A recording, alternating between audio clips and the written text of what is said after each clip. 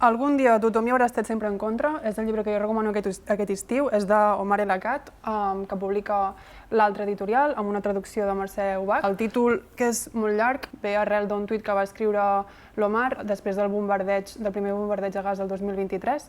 I és un llibre dur, cru, però molt necessari, sobretot en els temps que ens trobem. És una denúncia a la complicitat d'Occident, en general, d'Europa i d'Estats Units, sobretot, davant del genocidi de Gaza.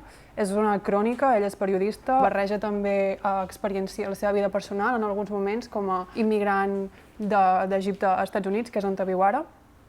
I és un llibre que està justificadament escrit des de la ràbia i, com he dit abans, és molt necessari i crec que tothom l'hauria de llegir. Jo soc l'Helena i per aquest estiu vull recomanar el llibre d'Invernal, que és un llibre d'asteroide de Dario Boltolini. És un llibre que és narrativa i va sobre un carnisser que treballa en un mercat durant els anys 70. És una història que està narrada per al seu fill i explica com un dia quotidià, normal, sense voler, s'acaba tallant un dit. A partir d'aquest accident comença a haver una voràgine de problemes de salut amb aquest pare i el llibre està ple de descripcions crues i que provoquen unes emocions viscerals en el lector i, sobretot, fa una reflexió sobre com aquestes malalties van afectant al seu fill i a la família. Està ple de reflexions filosòfiques molt interessants dins d'aquesta quotidianitat que es va morfant a mesura que va avançant el llibre i trobo que és una molt bona lectura, o sigui que us animo a agafar-lo. Invernal. Jo, per aquest estiu, us porto un llibre que parla una mica de platja i de moltes altres coses, que morin els fills dels altres, de Roser Cabré-Verdiell. I per què us el recomano? Doncs primer perquè el llibre, que és una història d'una dona amb fills i un marit, una història d'una dona que en el transcurs d'una mudança i anar a viure a un poble de costa del Maresme es transforma. Li passen moltes coses a dins d'ella. És un llibre narrat en primera persona, estem dins quasi del cap de la protagonista, i de ser una persona model A passa a ser una persona model B. Podem dir que és un llibre d'empoderament, podem dir que és un llibre trist o no, té moltes lectures, depèn de com estiguis tu, llegiràs d'una manera o d'altra, i és un llibre que a mi ha hagut al principi, que m'ha fet riure, després em fa patir molt.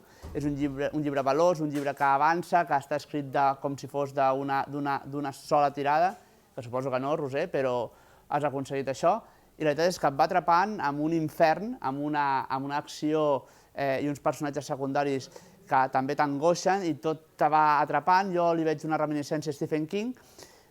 Moltes coses amb aquest llibre, que morin els fills dels altres, Males herbes, Llibre vermell, Foc, Bruixeria, tot aquí al costat de casa, platja, Maresme, Barcelona, estiu. Tradicionalment he relacionat sempre les vacances d'estiu amb els viatges.